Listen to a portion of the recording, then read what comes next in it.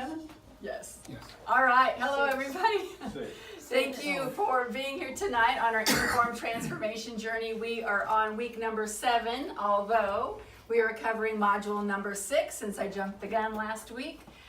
Tonight we're going to be talking about cleaning out our pantry, how to understand labels, busting out the deception that we see on a lot of labels, making sure that we're not being fooled into buying something that appears to be healthy and really is not healthy. And so we're going to definitely make sure that everybody's got a full understanding of that tonight. We've also got some labels that some people brought, so we can take a look at those as well. We're also going to be having a peach blueberry green smoothie tonight. I'm going to do a smoothie where we put some spirulina in the actual smoothie itself, which is a green algae, which has a lot of protein in it. And the reason we're doing that is I just want to show you more ways to get more greens in to your nutritional daily basis in the form of spirulina. And of course, that's very helpful. We'll talk about that more later. Of course, last week we talked about the dark side of sugar. Did anybody have any questions or revelations or realizations or anything they might want to share? Just don't eat sugar, maybe? That might be one. Well, hopefully everybody, did you have something? I was just thinking, everybody always says that the fatty meats and all that's what's caused the high heart problems. Yes. But it's Yes. quite the opposite. I appreciate that. Exactly. It is a big revelation to be able to really understand that that's actually been a deception put out there, and now that we understand it better, then we can definitely work around it more. I was impressed with when you read my eyes and then where that sugar is staying in that one specific point. Yeah. Right around, my pancreas and my kidneys and that area. I was like, wow. Yeah. And it won't move nowhere, it's right there. Yeah, it's right in the area. Somewhere where it's gonna harm you. Yes, exactly. It's right in the area that's most affected, and that's where we got to keep up on. But yeah, that was a really cool thing to do. Yeah. All right, so a couple things I want to bring up. Mike and Susan had brought in, you guys are probably all familiar with this, right? Mm-hmm. So I thought this was cool. I thought I'd share it with you. So he had underlined something in here that he felt like he had like a new meaning on. Hopefully it's okay that I share this with you. I'm pretty sure it is though. Mm-hmm. But on page 6 it talks about physical health and resilience. And one of the things is do not pollute your body. And of course a quote from scripture is, let us cleanse ourselves of every defilement of flesh and spirit. Of course this is from 2 Corinthians. And I thought that was really cool that he had said that this kind of had a new meaning to him as he was reading this from the scripture and from this pamphlet that y'all have, because obviously that's something that we are doing in this class. Mm-hmm. Obviously we're working more on the physical aspect of it. We're working with our nutrition. But as we move forward into this class, of course, we'll work more with the emotional side as well. And of course, as we work with the emotional side, it also helps us with the mental side, which in turn also helps us with the spiritual side. So as we are cleansing ourselves, I guess I have a question. Who here has done a cleanse so far with this particular program? Good, Mary, you guys have done yours? No, we're not. We're still doing Yeah, you're still doing yours? In the process, yeah. In the process of? And then we have not yet done what? No, I did a cleanse for colonoscopy, so that Right. was a cleanse. Yeah, right. But as far as like a 10 to 14 day cleanse where you're continually moving things out from the blood and whatnot. So I definitely want to challenge anybody who has not stepped on to do a cleanse yet to definitely do that. Doing short-term cleanses is effective in a short-term manner, but not in a long-term manner. Because when you're looking at cleanses, literally the bunge is like the bowel is like a sponge, okay? And so when you think about a sponge and how porous it is and how things move in and out, such as toxicity, when we literally cleanse for a 10 and 14 day time period, we're continually like wringing that sponge out. Where if we just do a cleanse for a day or two, even though it's helpful, but for a full cleanse, it's not going to fully really get in there and wring out that sponge. And of course, anything that's in that sponge automatically gets picked up in the bloodstream, and then that blood carries that toxicity that wasn't eliminated through the bowel itself and goes to other body organs and body systems and whatnot. So just really making sure, especially as we're talking about this scripture that Mike had pulled out for us, is that just, cleansing our body is extremely important in a lot of different ways, physically as well as spiritually. So just wanted to kind of drive that home a little bit tonight. Great. So next week is measurement week.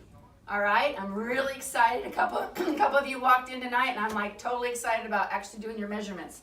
Kind of wanted to do them today, but we'll wait till next week. But anyway, I also wanted to give a big congratulations to Kathy. She's moved under the age 90 mark for her biological age. And so we all know that that's a big deal. So we're very excited for Kathy. It was that colonoscopy. Exactly, put all that stuff out.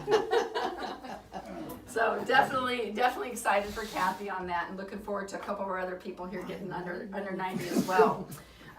We've also, of course, I've been talking about this new line with True Aura, the facial thing. I've got some pictures that I would love to show people tonight after class. So if you're interested, I did some work with Michaela. Michaela, of course, is 12 and going through things that children who are 12 go through, especially girls. And so we did a before and after on 7 days, and I would really love to show that to you.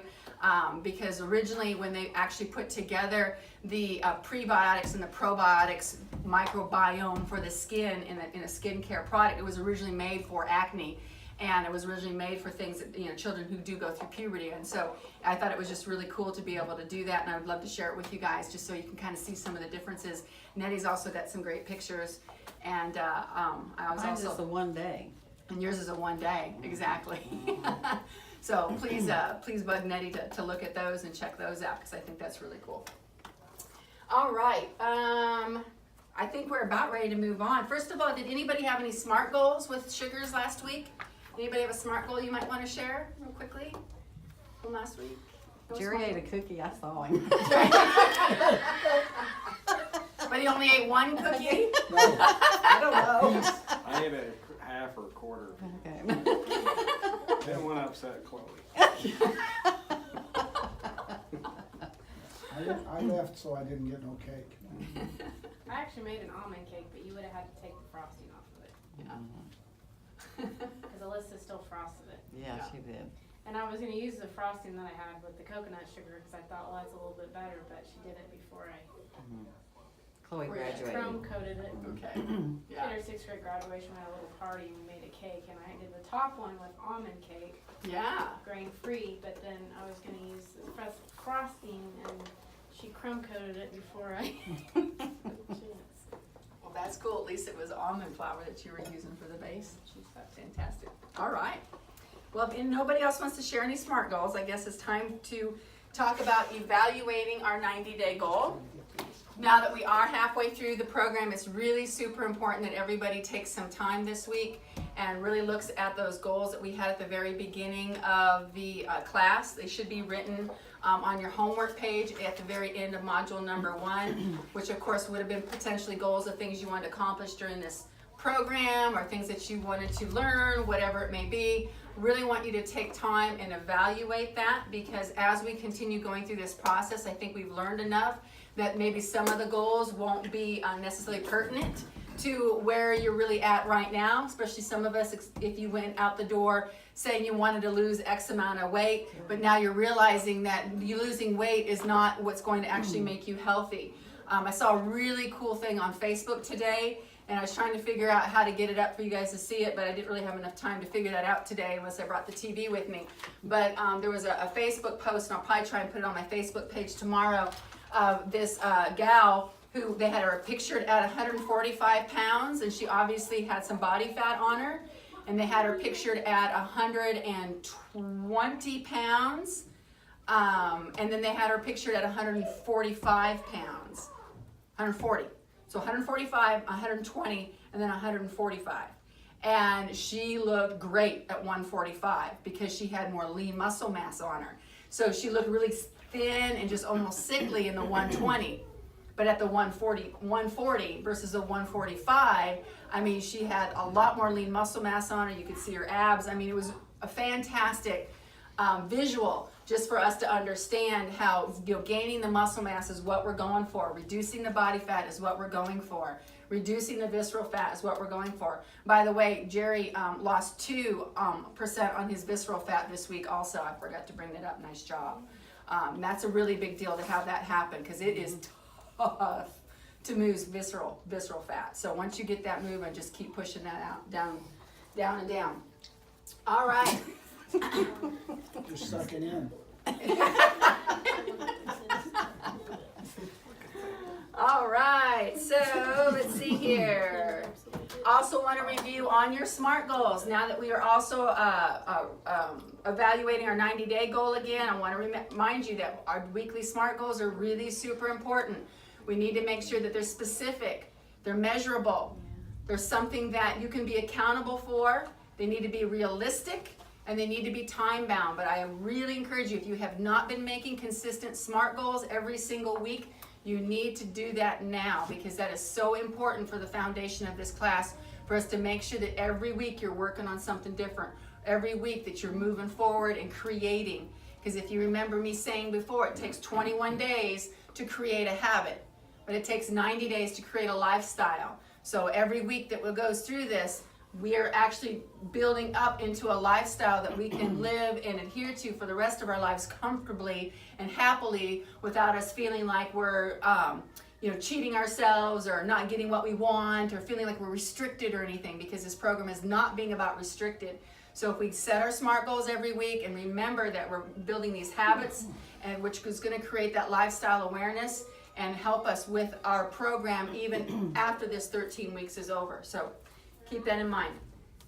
Have a protein check story to tell you. You can tell them all about making sure I push the protein and muscle mass this week, right? So one of my gals from, in fact, it's Ruthie's daughter, who's usually with us, from Oklahoma City. She's 27, and she started doing the Inform program with me when she was 26. And anyways, she's taller than I, and she's bigger boned than I. So she carries quite a bit of weight, but obviously in the proper way. And anyway, she was noticing was getting a degree in 2 degrees, nannying for like 2 or 3 families, and working as an intern with her professor. I mean, she's going a million miles a minute, right? Has a lot of children, or not, I'm saying children, has a lot of young ones at 26 do, right? And anyway, she was noticing that her energy levels were going down. She was kind of getting irritable really easily, just, was having a hard time really keeping up with everything. And we went back and we evaluated what she was doing in her food journal. We were evaluating what she was doing for her protein levels. And this is what I found out, is that she was only doing 40 to 60 grams of protein per day. 40 to 60 grams of protein per day. And like I said, she's a bigger bone structure than what I am. And so with that amount of protein, she was actually failing in her energy levels. And when we actually started looking at it, and when I said, hey, we need to be doing more protein. So we are pushing her to 80 to 110 grams of protein. And within 3 days of doing extra protein like that, this is what she said. She experienced more energy, a better mood, more stamina. She was sleeping better, and she actually said she felt like Superwoman. And that was after 3 days of just doing the proper amounts of protein. So I just want to make sure that everybody fully understands that protein is really, really important for us to have that stamina and that energy and that mood and that focus to keep us going on, where we make the proper decision between the avocado and the donut. Okay. All right, so that's an oils. Module number 6, so I guess it's time to go ahead and get into it. Let's get into mastering our food environment. Every solid system needs a foundation, and your nutrition is no different. We're on page 47 of our Informed Participant Manual. So in this section, we're going to show you how to plan, purchase, and prepare. We're going to also help you learn about your external food environment, because your external and food environment will reflect the ecosystem that's going on within your gut. So if we look at what's going on outside around us, we literally can impact what's going on inside of us. Is that just thunder rolling? It's raining. Is it raining? Okay. You can keep an eye on it for us. Thank you. Okay. So on page 48, it's time for a food audit. It's time for us to really look at what we're keeping around and what's going on in our food environment. So this is what we're going to be doing. We're going to give our pantry a makeover. So one of your big homework sessions this week will be for you to go through your pantry, go through your cupboards, go through your refrigerator, anywhere where you may put food at, and start pulling everything out. And what we're gonna do is we're gonna look at the labels and we're gonna decide what we're gonna keep and what we're not going to keep. And it's very important that we do this so that way we create an internal ecosystem that reflects what we have in our pantries. So if you've got stuff that's not going to follow the label rules that we're gonna talk about tonight, then we're gonna wanna go ahead and get rid of those products somehow, some way, whatever you feel most comfortable with. So of course we're gonna open up all those kitchen cabinets. We're gonna start with the obvious offenders like cookies and chips and sugary fruit juices and sodas. We're gonna go through our nutritional labels. And remember, when in doubt, Throw it out. throw it out. So if you think, well, maybe it's okay, I don't know, don't even waste any time. Chuck it. All right, we're gonna leave our healthiest snacks, our fresh fruits and vegetables, raw nuts, and of course, our informed shakes, and get ready to go shopping. So now that we're ready to go shopping, let's go to page number 49. But before I go through that, I want to bring up something that is really important, I think. It's not in your manual, but I like to make sure everybody knows this. Even though this particular program is not based on calories, we still need to be aware of calories, especially when we're looking at labels. And so understanding what particular nutrients have what particular type of calorie value is very important, because that will shortcut a lot of the time we have in the grocery store when we're figuring out if we should or shouldn't purchase something. So calories per nutrient, for each gram of protein you have 4 calories. For each gram of carbohydrate you have 4 calories. But when it comes to fat, for each gram of fat you have 9 calories. Now this is not a bad thing, it's just an awareness thing. We just need to be aware that when we are eating something that is fat oriented, our caloric load is going to be higher, okay? And that's not a bad thing, we just want to make sure it's balanced out and it's the proper kind of fat, all right? Okay, so now that we know that, we're going to go to page 49 and we're going to look at our label. And we're going to start with the green at the top. Now this is one of the most important things to look at because this really helps us understand if there's a potential for this particular product to be trying to market something to us that maybe not be healthy. Because of serving sizes. A lot of us assume a serving size in a particular product may be, you know, like for instance, this thin spaghetti. I mean, you'd look at this, you'd say, maybe, you know, 3 serving sizes or so. And there's actually 7 serving sizes in this. So when you look at that, then it kind of helps you understand what you're getting in, all right? This particular product that we're looking at in our book is 1 cup of serving size, and there's 4 servings per container. And this may be something that we would just sit down and eat the whole thing of without realizing what this per serving really stands for. All right, so the next one, of course, is the red, and that's your calories. Now this is kind of goes back to what I was just talking about with the calories per nutrient category. We need to understand where our calories are coming from in this particular product. So in this particular product, each serving is 150 calories. And literally, calories from fat are 70. So nearly half of this product in one serving, nearly half, short by 5, is all fat. So then we got to ask the question, is this a fat that we want in our body, or is this a fat we don't want in our body? Okay? But realizing that is a big deal. Now, if you were to sit down and eat this whole product, this whole box or package of whatever this is, you would be inputting 600 calories, and 7 times 4 is 280 calories just in fat alone. Okay? Yikes. Just saying, that's a lot. Oh, okay. So that's why it's important for us to understand per servings and serving sizes when we're looking at our labels, okay? Now, the next thing that is not highlighted is a percent of daily value. I'm bringing this up because I think this is important for us to recognize as well. When you see percent of daily value, they're basing this on a 2,000 calorie limit per day for a particular person. So when you're looking in this column, you can know that, hey, if somebody's doing about on a 2,000 calorie diet, as they're saying, this is what this would be percentage-wise of your total daily allowance, okay? So when we look at this, we're seeing total fat is 8 grams, but saturated fat is 5 grams of this. And of course, most of us know that saturated fat is the bad fat. Saturated fat is the fat that will cause arterial buildup. All right, and it also is the fat that just gets stored opposed to being utilized, especially when it's eaten in excess. Trans fats, we'll talk about them. We talked about them already. Of course, we're clear here. And then cholesterol. Oh, by the way, saturated fat was 25% of your daily recommended value based on a 2,000 calorie diet. So if you ate this whole thing, you would get 100% of your saturated fat just with this particular dish alone if you ate this whole package. Okay? That's a lot. Next thing we're looking at, of course, is the blue. And the blue is talking about getting enough of these nutrients. The yellow, of course, was limiting these nutrients. But the blue, you notice we're not getting any fiber.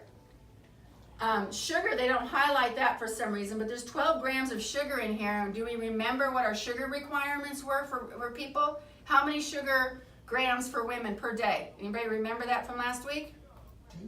24. 24. Thank you. For men? 36. 36. Yeah. So if you were to eat one serving of this, for women, you would be getting half of your daily serving of sugar alone. One serving of this. Okay?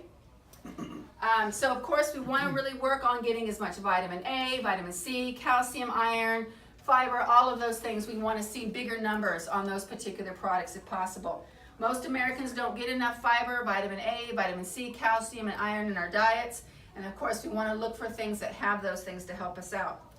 Now, the next big thing to look at, of course, is the purple highlighted area. And this is going to be something that you really, really need to pay attention to. If you don't look at the label at the top as much, but you look at the ingredient list first, if you don't have a lot of time, that's where you need to go first. If you can't spend time looking at the whole label. Because the ingredient list is going to tell you everything you need to know for the most part. Remember, when you're looking at an ingredient list, they are always listed in order of their amount that's in that product. So the very first ingredient is going to have the most density in that particular product, where the very last ingredient is going to be the least amount of density. Okay, it could be 1 cup of this versus 1 teaspoon of that at the very end. All right, and then of course we talked about sugars last week, right? And we talked about how sugars have various names. So then when we look at that ingredient list, we've got to be able to be aware of all the different sugar names, because we may have a sugar name ingredient number 1, and sugar ingredient number 4, and sugar ingredient number 6. You know, pretty soon this whole product is just full of sugar, but they've just broken it down into different names to not allow you to see that as easily, okay? So we really need to make sure we're looking at those ingredient levels. There's a rule that I have. If the list is too long for you to stand there and read the list, then put it back on the shelf. If you cannot pronounce most of the words on the list, the ingredient list, put it back. I apologize, there's 3. And then the last one is, if you don't know what those products, what even that ingredient is, you probably should just put it back. Okay, so if the list is too long, if the list has too many, you can't pronounce the words, or you don't know what those words are, you really need to leave it on the shelf. You should see the list of ingredients for Hot Pockets. It takes up the whole back. Yeah, I showed it as kids. I'm like, this is why you can't have one of these. It's like probably the longest one you've ever seen. Right? But that's the biggest thing to be aware of. Other things I want you to be really aware of is food colorings, especially if you have children in your house or you're around children a lot, because food colorings are really, really horrible, especially for children. The leukemia kills children more than it kills anybody else in any other sectors of age groups. And the reason being is because food colorings and food dyes affect the bone marrow and the production of red blood cells. And of course, leukemia is a cancer of the bone marrow. All right? And of course, you think about it. We get Easter, we get Halloween, we get birthdays, we get Christmas, it's like almost every single month there is some kind of a holiday or an event where we're giving food colorings and dyes to our children. You just walk into Walmart, and if you the right guy standing at the front doing the greeting, he's giving out suckers to everybody. Can't tell you how many times I go to Walmart and they say, hey, can you have a sucker? Can you have a sucker? I mean, it's constant food coloring. Besides just the sugar, that's already bad, but it's a food coloring. And you think about it, a lot of these children, if you haven't been shopping for children's products lately, you need to take a little bit of time and just look at children's products, just for your awareness level. Because everything they do is with food coloring and food dyes for children because it's what attracts them. Bright colors. Oh, this is neon green. I had a client of mine from Austin, Texas, who she's doing her best to feed her children as healthy as she can. And anyways, one day her son came home from childcare with green poo. And I don't mean just like dark green normal poo. I mean like green poo. And she called the school and asked them what they fed him. And they fed him a green yogurt. And they're making this yogurt this green color because it's fun. And it attracts them. So they're trying to feed them something healthy, a yogurt, and then giving them bad food coloring. Food coloring is made from chemicals derived from petroleum, which is a crude oil product also used in gasoline, asphalt, diesel fuel, and tar. A study was done with children eating 3 or more hot dogs per week. Hot dogs have food coloring and food dyes along with nitrates and all sorts of preservatives in them. But this study done with children eating 3 or more hot dogs per week had a 40% higher chance of leukemia than children who did not eat the 3 hot dogs per week. That's huge. And that's hot dogs. Anyway, needless to say, we don't eat a lot of hot dogs. I like a good one every now and then. Yeah. And you can get some good ones out there now, by the way. But Next door. yes, yes. All right, so make sure we're looking for food colorings and food dyes. And oh, by the way, your top 3 culprits is yellow number 5, yellow number 6, and red number 40. Those are the 3 worst food coloring and food dyes that you can add. There goes my coon. Yes. I'm just kidding. And you're Oh jealous. my, are you serious? I love Kool-Aid. I did. I don't know what to say. That's And what I Jello. grew up He on. loved And Jello. That's what I Yeah. grew up on. I know. Kool-Aid. I know. I grew up on I Kool-Aid. threw it all away. Yeah. Good. Good. All right. Except for what I hid. That's all right. I'm just kidding. I'm just kidding. So some other things that we need to be aware of that are not in our book are our wordings that are being used on a lot of our packaged goods, such as the word natural. Did you know that a product only has to be 10% natural for a food manufacturer to actually put the word natural on the front of the product? So it can say natural, and it literally only has to be 10% natural. Well, what's the other 90%? That's the question I would like to ask. We need to be really careful because food manufacturers know that we are visually reactive. We know it. We look and we see a thing and it looks good, then we're going to get it. That's how we are with food anyways, right? I mean, oh, look at that menu. Look at that picture of that souffle with this and that. It looks good. We're visually reactive. Uh-oh. Liver alert. So we need to remember that when we're looking on our labels, that literally we've got to, Ash,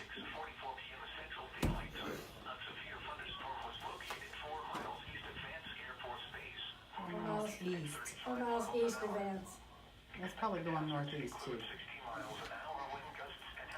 That's already past us. $50. past us? Yeah. Okay, Already great. passed us, good. That's all we're looking at right here. Okay, good. Thank you. Thank All you. right, they were just a little late letting me know. Yeah, they didn't want you to hear this portion of the class. That's what it was. They knew you were in class. So, yeah. So be really careful about being stimulated by what you see on the food packagings. Another thing that I always laugh about is these pictures of these farms with these chickens running around, and they're saying free-range chickens or free-roaming chickens. I mean, literally, the rules that go along with that are not the rules that we see on this picture. When you see free roaming, it literally means they get I mean, they actually get like a 2x2 area to roam. They're not all bumping up against each other inside of a caged, closed housing. Free roaming does not mean that they're roaming around pecking on gravel and bugs and whatever, okay? Access to sunlight, this cracks me up. Access to sunlight, what do you think that means? They can look at it. They get a window. Right. Right through the window. They get a window. Well, at least they can see where they're at.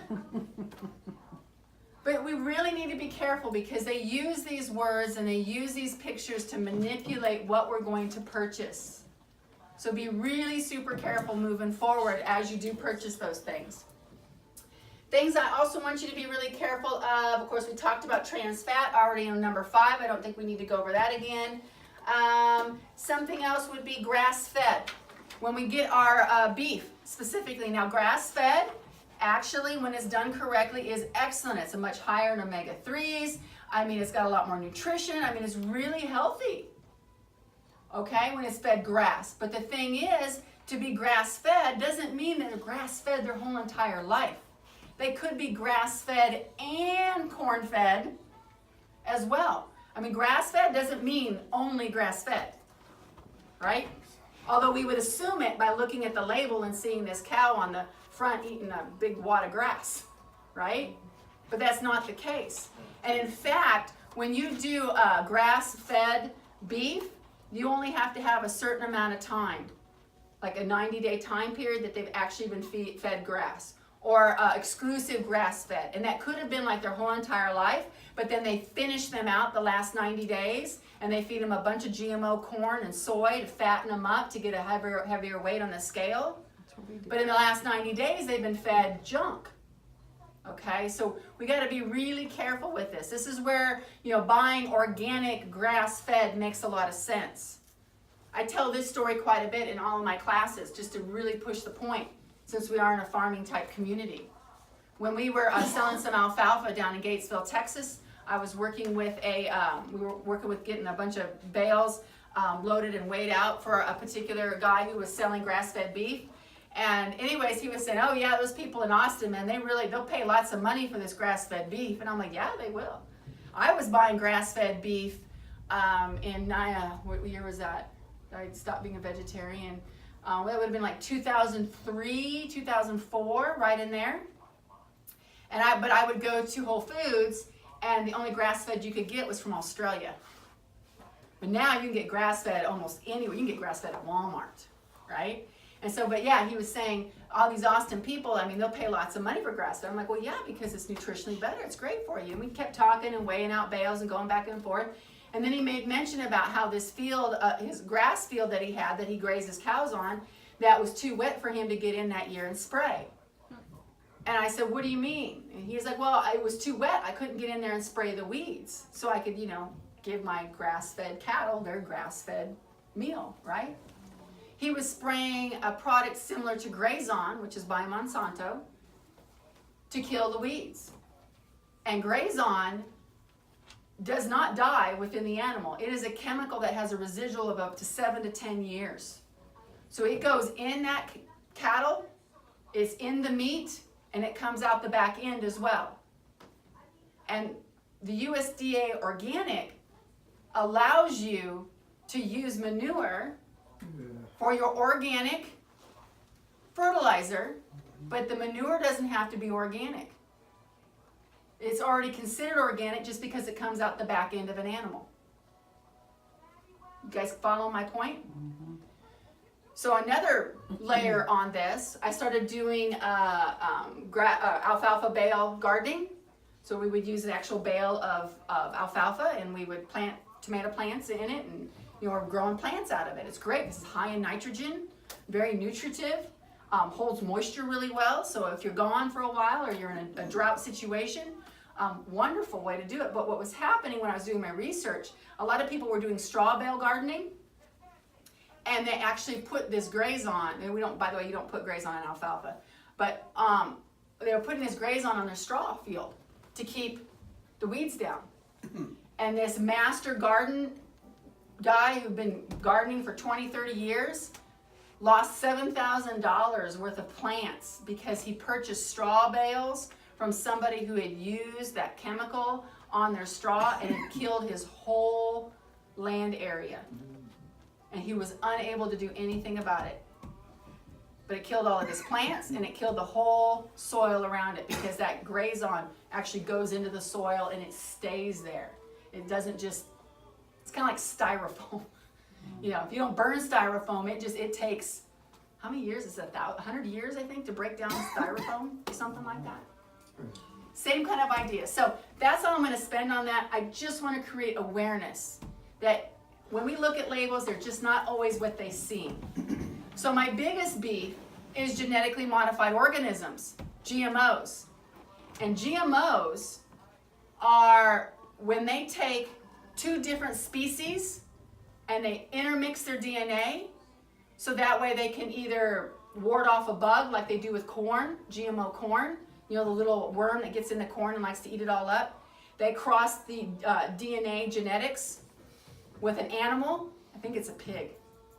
I gotta check my research on that. And what that does is that prevents that worm from getting in there and eating the corn. But now we've got a product that's not natural to nature, not natural to the creator in the way it was made for us, right? And our bodies don't know what to do with that kind of stuff. Doesn't know what to do with it at all. Our 3 top GMO products in this country are corn, soy, and cotton. Pretty much guarantee all of us are probably wearing GMO cotton right now. Okay? Wear it, but don't eat it. They don't pass very well. No. But cotton, you got cottonseed oil. I mean, you see that everywhere. But the thing is that with those three big manufacturers, you see corn and you see soy in everything. In your salad dressings, and all your processed foods, all your sauces, everything has soy or corn in it, which means it's going to be GMO unless it actually says specifically on there from the non-GMO verified project. The non-GMO verified project is a little label. I don't have one here. So let's square label. It's a little like square label. It's white with blue writing. Yes, it is, ma'am. It's got a little check on it. Yeah. Those are the people you want to trust the most at this point in time because they are third party from the USDA and they put people through the ringer to make sure that there is no GMOs in their product. From an organic standpoint, you'd think that organic would solve the problem, but from a USDA organic standpoint, you can have a very small percentage of GMO in there and it will still pass for organic. Trust Hmm? you. Who did you say to trust? Sorry. Verified GMO project. It's got the butterfly with, There it is, with a check mark. Yep. No, yeah. Cause you buy popcorn. Well, I bought almond milk, or well, different things that had that on it. I get a lot of gluten-free stuff, and that's on a lot of gluten-free stuff.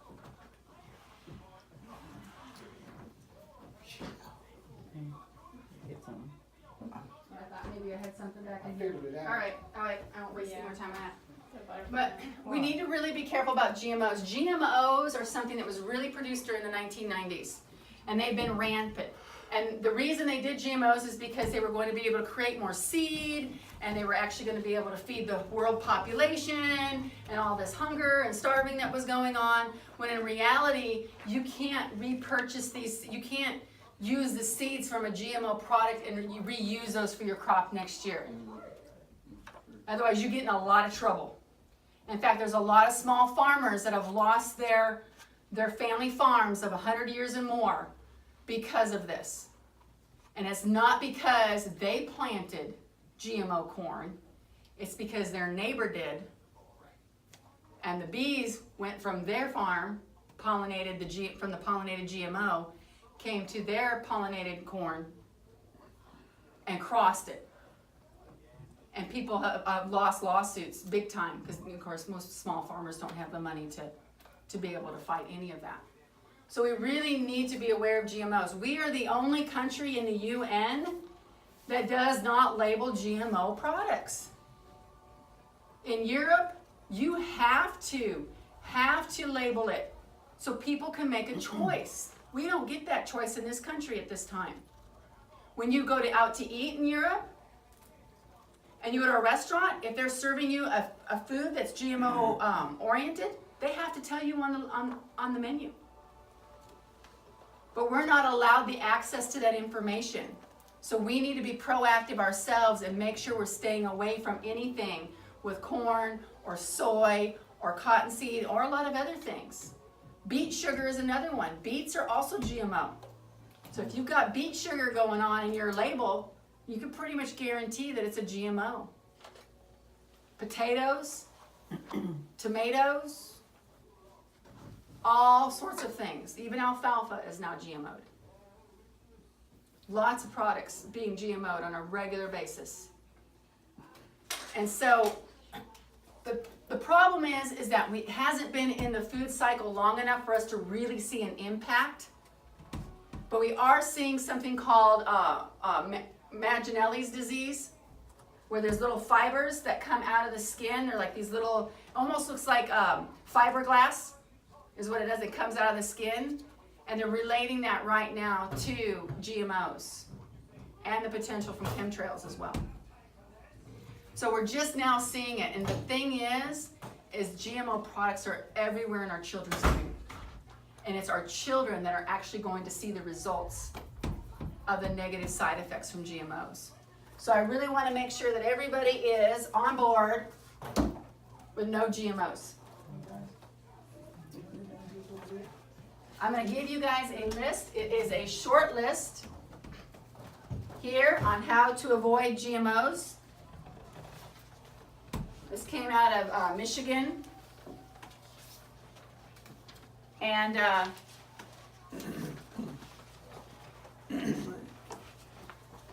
the thing I find interesting about it, up here at the very top, you'll see that I put a little line through the word ensures. It says buying certified organic and or items labeled non-GMO ensures that they are free from GMO. That's BS. It does not, okay? But the point of this was to show you all the different products that we'll see GMOs in. Corn sugar, ketchup, all your condiments, lecithin, Whey powder. whey powder, you bet, soy flour, corn flour, dextrose, glycerides. The list goes on and on. And like I said, this is a short list. GMOs are actually even in batteries. I don't know why, but they are. So we really need to be aware of this. In 2010, I was teaching classes in Austin for children specifically.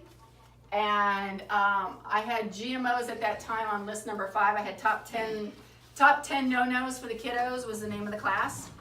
And GMOs was number 5. If I had to redo that class, GMOs would be going straight to number 1. If there's anything you're going to avoid GMOs. Your body doesn't know how to handle GMOs. And we don't know what kind of reaction your body's going to have to GMOs long term. Because it's not natural.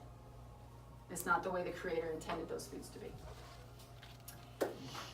We were just at my daughter and son-in-law's Sunday, talking to him about all of Terry's progress, and he was talking about when he was in Australia for a month or whatever. He went and bought groceries for like a week, and people were snickering. Mhm. He goes, you literally bring it home, and if you don't eat it that day, it ruins. Mhm. So he was going out buying. He had to learn to go out and buy food daily, and he said his skin cleared up, his toenails cleared up, his eyes, yeah. It was amazing. Yeah. I'm like, he knows that, but then they still Still laugh. eat. Yeah, still And not even just like normal, just junk. I mean, like, Junk. junk. Well, the thing is, in our country here, I mean, we irradiate a lot of our conventional products. And irradiation literally is radiation. They actually put radiation into the oranges so they can travel from Florida and get here and still look nice and pretty. But when you irradiate something, you make it last longer. So you can purchase it and it can sit in your fridge or on your counter for a week or two and it still looks all right. But the nutrient value has gone way down and you're eating radiation on top of it. Jerry, were you going to say something? I was just saying, you have haven't seen a lot of effects, but it would probably come out in some form of cancers, I'm guessing. Yeah. Is that, I would highly be on board with that particular statement. Yeah. Yes, That's because more cancer doesn't really have a specific cause origin? per se, Or, I mean, but it's a disruption of the natural functions of the body. And when you put something in there that's going to grow, that's not natural with the body, then yeah, definitely. Tumors. Mm-hmm. Yeah. So GMOs, we want to stay away from. All right. One more thing is I like to make sure I point out is something called fair trade. We see fair trade a lot, like with coffee and coffee beans. Fair trade is a label that I think is really wonderful, and I love for people to be aware of this. When you are buying fair trade, you are buying, meaning that whoever is harvesting or farming the particular crop, such as coffee beans, that particular person or farm or family is being fairly traded with. They're not being taken advantage of. You're not going to see Maxwell House or Folgers or any of those big coffee giants having the label fair trade on them unless they're doing some kind of specialty coffee, and if they are, then I would really still be really leery. I have a really big issue with companies that produce something that's not natural or that's GMO oriented, and then they turn around and they make a non-GMO product available also under their same label. I have a really big issue with that. Because how many of you companies that are doing that are actually doing this in two separate facilities where things aren't getting crossed? Happens all the time. Now I buy Merglen tomatoes, organic tomatoes, because we don't have any options for that in this town. Although Merglen is from Del Monte.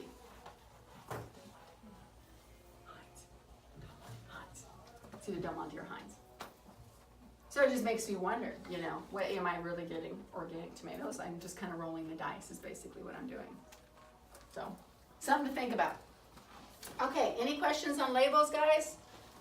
I think I covered it all. Let's go to page number 51. Let's talk about planning, purchasing, and preparing for success. So to have lasting success, you need to create a lifestyle you can maintain. It needs to be something you can maintain and that's accessible for you. So what we're going to do is we're going to create the 3 P's, which is plan, purchase, and prepare. First thing we need to do now that we've cleaned out our cupboards is we need to plan. Our goal is to find nutritious, satisfying, and delicious foods that are both quick and easy to make. It is a little more time consuming to eat healthy. That's just all there is to it. I wish I could give you a different answer, but with 5 children I can't. Because I've tried everything. Pretty much to make it easier. But literally to feed these children as healthy and naturally as I possibly can, I just have to know that I'm going to be spending time in the kitchen on a regular basis. It has to be prepared. You just can't go out and buy easy, simple, healthy foods. And even if you do buy something organic that's in the frozen section, which we'd still do once in a while, of course the nutrients aren't necessarily going to be there. You know, and the vegetables aren't going to be there. The enzymes aren't going to be there. Things aren't going to be there that need to be there for us to have the most nutritious food. So we just need to kind of wrap our minds around that. And that's why that's important for us to plan.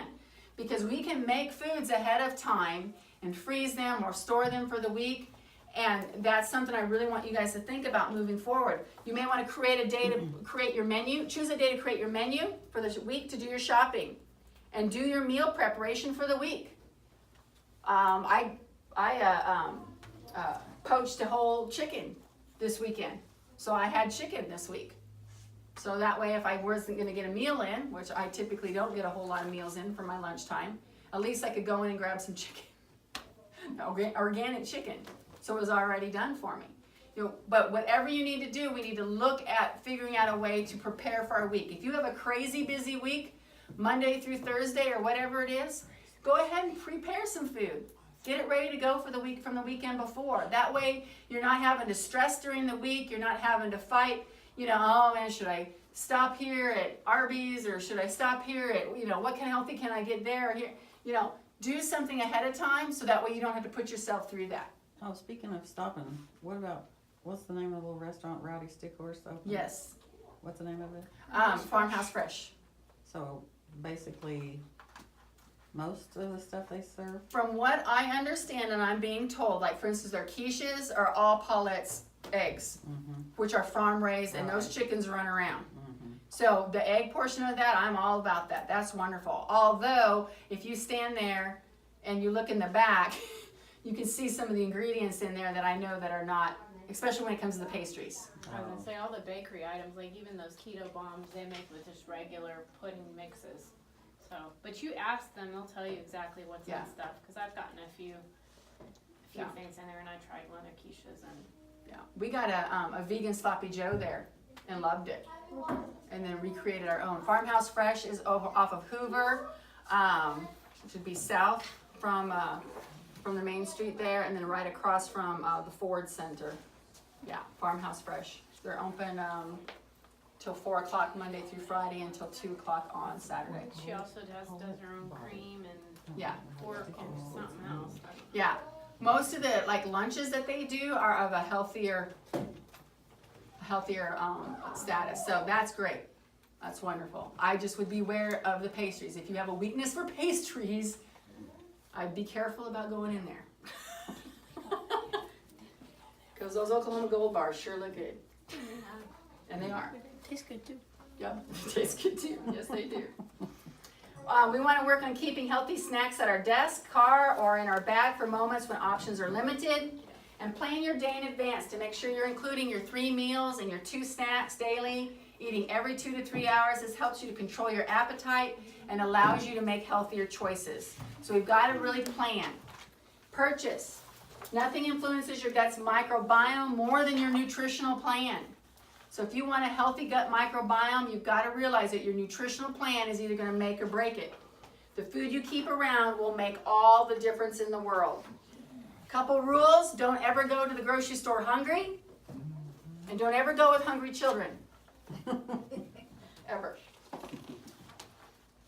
In fact, it's a good idea to do a protein shake before you even go to the grocery store so you can make better choices. And we'll talk about shopping in the grocery store here in a moment. Well, actually, I guess we'll talk about it now because that's the next thing. The outer aisles of the store typically feature the healthiest foods. If you think about it, we got the produce, we got the fresh meats, we've got the milks. They're all on the outside perimeter of the grocery stores. Everything in the middle is processed, prepackaged, and at a loss of nutrients. So we want to stay out of the inside aisles as much as we possibly can. This is where people come to me and they say, yeah, sure, I would really like to eat all organic, but it's expensive to eat organic. And I say, well, it depends on what you're buying. If you're buying organic chips and you're buying organic ice cream and you're buying organic cookies, yeah, it is a lot more expensive to eat organic. But if you're eating organic from a healthier standpoint, such as the fresh fruits and vegetables, it's not quite as expensive. It's what you're purchasing that can make it or break it. Avoid the temptation of the inside aisles. This is something else I'd like to point out. Grocery stores are set up to sell you products.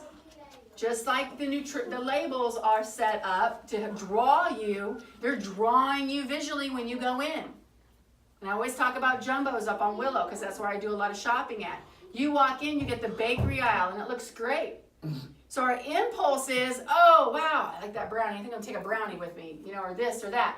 But then you go right into the produce area so you can buy something healthy to counteract the psychology of just purchasing something that was unhealthy. Grocery stores are literally set up that way to work on your psychology. So that way you can, okay, I'm buying my green peppers and I'm getting some lettuce, so it's okay that I got a package of brownies in my grocery cart as well. But they're set up that way. Why do you think the milk is at the back corner of the grocery store? How many grocery stores have you gone into and the milk is at the front? It's not, because that's one of the number one things people go in for, right?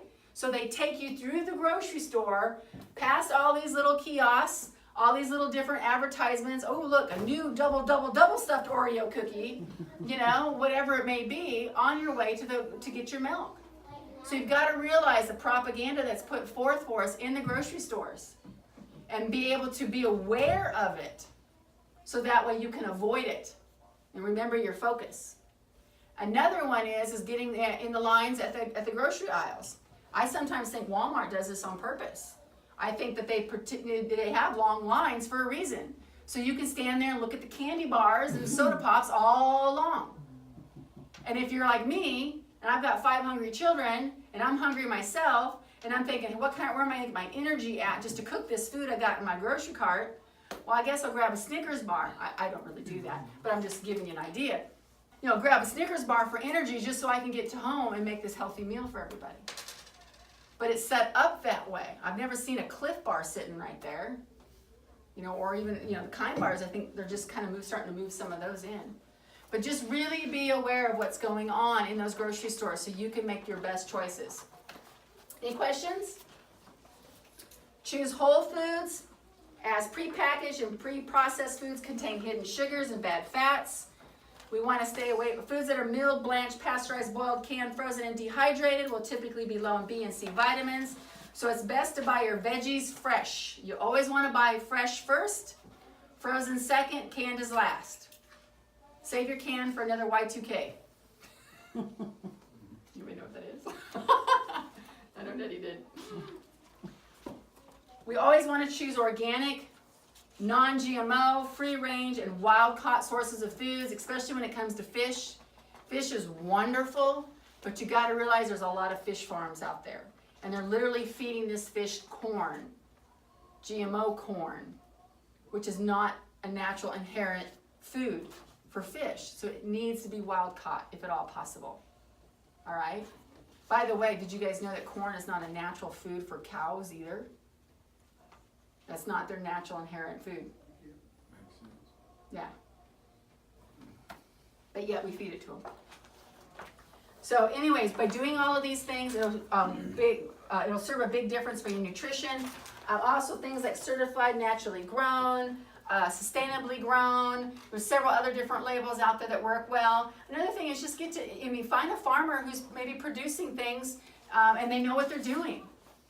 Especially when it comes to meats. You know, find somebody who understands the process and get to know who's, you know, putting those foods out there. And that may be a better thing too. Or better yet, you know, you can also grow your own vegetables too. You can do that naturally without adding Sevens Dust or any of the other sprays also. There's lots of different resources out there. We use ladybugs to control our pests in our alfalfa, and it's crazy. We haven't put any ladybugs on at all. But I went and cleaned out the keyhole garden this weekend, and there's ladybugs everywhere. Everywhere. That's our natural pest control. Natural pest control. So anyways, there's lots of different things you can use. Diatomaceous earth, you name it. All right, so let's go to prepare. So now that we have planned and purchased, let's go ahead and prepare. It's crucial that you learn how to prepare food in a way that helps preserve its vital nutrients. Steaming, frying, stir frying, slow roasting, grilling, pressure cooking, and using a crock pot are greater at preserving the nutrients, more than what boiling does. When you boil, vegetables can lose up to 30 to 40% of their nutrients. And when you expose foods to high levels of heat, water, and oxygen, you lose even more nutrients out of those foods. Of course, they talk about in a wild crocodile, which you guys go through that yourself. Then they talk about don't eat at Joe's. We've got to realize the foods that we're eating out to eat, I mean, they're there for us just to purchase and to look nice, but they're not there for necessarily our health. It's unhealthy as much as it is expensive. Restaurants want to make their food delicious so that you return to them, which means they add butter, sugar, and other unhealthy ingredients at levels that you would never add on your own. MSG, and remember the big MSG thing in the 90s? Mm-hmm. They still use MSG on a regular basis, and MSG is a chemical for preserving, but it actually stimulates your taste bud and creates excitotoxins in your brain. And these excitotoxins are like a temporary reward, make you feel good. All right? And that's what MSG does. So they will use MSG in their food to create that excited feeling, so when you're eating it, like, oh man, this tastes great. It doesn't really taste great. It's just your brain going, that's what's happening because of these things, which is really not good at all for children. When I was in college, my first year, my best friend in college, her name was Shanna, we would go to Kentucky Fried Chicken every day for mashed potatoes. Mashed potatoes. I never did get it. I couldn't understand it. Now I get it. She was addicted, and she was kind of one of those whoa people anyways. And when she had those mashed potatoes, she was whoa the rest of the day. They're not the same. But it was months and months that she had to have that. Where do you want to go to lunch? Where we always go? Okay. More mashed potatoes and more mashed potatoes. But that's what they do. So you need to be really careful about the restaurants that you're going to and ask lots of questions, of course, because a lot of their food is made to be addictive. They want you to come back. And they can't do it with healthy food because then they'd have to charge you a heck of a lot more than they're already charging you. Keep vegetables cold to prevent enzymes from destroying vitamins. Try washing, scrubbing vegetables rather than peeling them. Being creative with your spice rack. Repackage foods in smaller containers. There's a lot more information in there, but I just want to make sure that you guys look at your tips for success and learn more about how you can prepare and store your food. Something else I learned from Paulette over at Rowdy Stick Horse is how to properly pre-prepare food and make sure that bacteria doesn't grow in the food so you can store it. So when you cook, let's say a batch of chicken breasts for the week and you want to either store them in your refrigerator or freeze them, what you want to do is you want to cook them. You want to allow them to come to room temperature. Then you put them in the refrigerator with a lid that's not secured, but is kind of like half cocked. So that way it doesn't trap all of the moisture. And then after about an hour or two, you can go ahead and seal it up. And you can freeze it or do whatever you're going to do with it. But that way you don't trap any bacteria. But you need to let it cool to room temperature first. Then put it in the refrigerator, allow the moisture to evaporate out, and then seal it and go on. And that's the best way to make sure that you're not trapping any kind of salmonella or E. coli or any of those crazy things in your food. Any questions? What's that? I said that was on. You mean go through you then? No, I Yeah. remember it. All right. Any questions at all about anything we spoke about tonight? Because we're on the back end slope here. I just remember my aunt's like taking the chicken and cutting their head off. Yeah. Snapping their necks. Yep. It's a much better way than they do it in the manufacturing companies, though, I can tell you that. I hated it. I did it as a child. Hated it. The smell of feathers in hot water. Oh, I couldn't do it. But anyway, much better than how they do it from a commercial standpoint. Page number 54. Let's go ahead and reread module number 6. Make sure you guys are going through your pantries this week, cleaning out everything you can possibly clean out. I want you to practice reading labels. We're going to look at some labels here as soon as we're done with this. Plan a healthy menu, purchase and prepare, and of course, please set a SMART goal for yourself as we spoke about earlier. It's important that we continue doing this, and of course, I'm going to be asking everybody next week what their SMART goals are. So we're going to look at a couple of labels real quick. We'll look at Jerry Ann's spaghetti. So our first ingredient is semolina, which is wheat, grain and legume flour blend, which is a blend of grain. I always get nervous when they say blends of stuff because sometimes you never know exactly what's all in there. Grains and legumes, which is lentils, chickpeas, flaxseed, barley, oats, and spelt. Egg whites, oat fiber, durum wheat flour. This is actually not a bad product. The only thing is I do not see a non-GMO label on it. So I would stay away from it because wheat is GMO as well. So be really careful with that. Let's look at our Hidden Valley Ranch seasoned and salad dressing mix. We got maltodextrin, which if you guys look on your little GMO labels, you'll see that on there. That's a GMO product. Buttermilk, which we can pretty much assume that there's going to be steroids and antibiotics in that buttermilk since we're not being told otherwise. Salt as our number 3 ingredient. And I've got probably about 10 ingredients on here, but it's number 3. That's crazy. Monosodium glutamate. You That's might one know what thing I that had to is. Quit using MSG. MSG! That's right, and it's number 4. Number 4 on the list. Garlic with an asterisk. What does that mean? Oh, it's dried. Dried garlic. Onion, garlic. Lactic acid, calcium lactate, spices, citric acid. Less than 1% of calcium stearate. Artificial flavor, which could be anything, right? Xanthan gum, which is another GMO.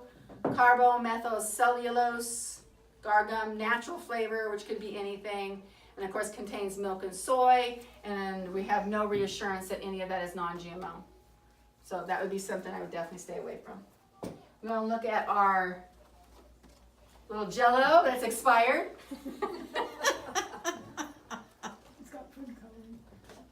Gelatin, aptic acid, disodium phosphate, fumaric acid, which is iron, by the way, but not a natural iron. Aspartame, the artificial sweetener. We talked about that last week. Maltodextrin, they're again GMO. Acesulfame potassium, another artificial sweetener. So we've got 2 artificial sweeteners. And then yellow number 5, which was in our top 3 of no food colorings. Natural and artificial flavor, could be anything. Modified food starch, which is definitely going to be GMO. Gum, Arabic, mixed tricificals, and menthol, maltol, and blue number 1. So yeah, What was the other one? Blue and yellow? it's red number 40. I mean, it was on the box. It's blue number 1 and yellow number 5. And that makes green. Yeah, exactly. Little more yellow than green, though. Kathy worked in the paint store. She should. All right, so let's look at some herbal tea, full body tonic. This is great. I don't know who bought this. This is great. Spearmint, rosemary, lemon balm, linden. I mean, it's really straightforward. Straightforward. I would love it if it was organic, but this is much better than most anything else you could do for any kind of a tea of some type. Great. So this is spearmint rosemary, so it's going to be for circulation and balm. Yeah, great. Okay. Butter. Let's talk about some butter. We did not talk in the class about how all of our dairy products are full of steroids. We didn't talk about how they give lots and lots of antibiotics to our cows. And I mean, it's really crazy actually how cows are taken care of, especially dairy cattle. Very, almost really, not they're human, but inhumane is the word that comes to mind when I think about it. Highland butter, unsalted, is probably pretty simple. Pasteurized cream, natural flavors. Normally I'd say, hey, that's okay, but you know what? None of it says non-GMO, because even if they eat GMO corn, it's still coming out their milk, which is made into butter. You're still getting the steroids. You're still getting the growth hormone. In fact, that's one of the reasons why our little girls are getting their cycles so much earlier, is because all of this excess growth hormone going on in our country with all the different foods, from the meats to all the dairy product to the cheeses, you name it, have tons and tons of growth hormone in them. And that growth hormone is estrogen. And it's not the estrogen y'all's bodies make. It's a negative estrogen called xenoestrogens, which we'll talk about when we get into the module on hormones. But that's one of the reasons why they're developing so much quicker, having a lot of PMS, having all of these things that they shouldn't be having on a regular basis. What's the name of that butter? That's kind of a foil. Is that Kerrygold? Yeah, that one. That's Yeah. a good one. Now, when I buy cheese, I almost always buy organic. In fact, I get one over here I love. If you like cheese, you just have to have cheese, get the Organic Valley raw cheese, because not only is it an organic clean cheese, I think it's from grass-fed cows too, if I'm not mistaken, but in addition to that, it's raw. So it's not cooked. So therefore, you're still getting enzymes, you're still getting nutrients that pasteurization normally takes out of dairy products. But try that. I would really be interesting for anybody with cheese intolerances to try it and see if they have the same kind of reaction. 'Cause I love it. It's really good too. Going back to what you were saying, so Kerrygold is made in Ireland, right? I think so. So I make this wonderful pasta dish, and we put Parmesan in it, but I don't buy Parmesan from the United States. It's made in Italy or somewhere in Europe where they have all these laws about GMOs. So if I do buy cheese, it's not organic, I make sure it's not made in this country. So look at your label there again and see where the milk is coming from. And that may help you make some better decisions too on your cheeses. All right. Elf grams. All right. Whole wheat flour, enriched flour, which means they add they strip the wheat so much that they have to go back and add stuff to it. Wheat flour, niacin, reduced iron, thiamine, monotrite, riboflavin, folic acid, sugar, vegetable oil, soybean oil, palm oil with TBHQ for freshness. Honey contains 2% or less of calcium carbonate, molasses, salt, baking soda, cinnamon, soy lecithin. So really, I mean, the sugars are not, I mean, they tell you sugar, and then they tell you molasses. Both of those are sugars. Sugars are 8 grams per 1 serving. Wow. So 3 of these would be enough for a female in one day. A female adult. And this is marketed most likely to children. So you can imagine, one child eats one of these, and that's almost their maximum for the day of sugar. Just one of these. And this doesn't even seem like a sugary product, does it? But yet it's got 8 grams for that little bit. So yeah, not the best choice we could make by any means. And the last thing would be Xylo Burst. So I'm all about xylitol as long as it's non-GMO and gluten-free. There we go. So it says non-GMO on it. It doesn't have the non-GMO label. So that's going to be just a no-brainer up to you guys. You know, there again, anybody could say it's non-GMO. I mean, that's, as long as it doesn't hurt anybody, nobody gets in trouble for it. That's the whole thing. There we go. Natural flavor, at least they're telling you cinnamon oil. It says natural flavors and then cinnamon oil in parentheses. Now, if I was going to be really picky, I'd be concerned about that. Because you say natural flavors and then you say cinnamon oil in parentheses. Why don't you just say cinnamon oil? What other natural flavors are in there? And it may be perfectly fine, but I'm just playing devil's advocate with this particular deal, just to help you guys look outside the box. Vegetable glycerin, which could potentially be GMO. Gum arabic, soy lecithin, which is potentially GMO. Calcium carbonate, and caraba wax, which is a natural wax, which is really not that big of a deal. My concern is it does not say non-GMO on it, but yet they're using GMO products in here. And even though they're saying the xylitol is not GMO, the soy lecithin probably is. You see what I'm saying?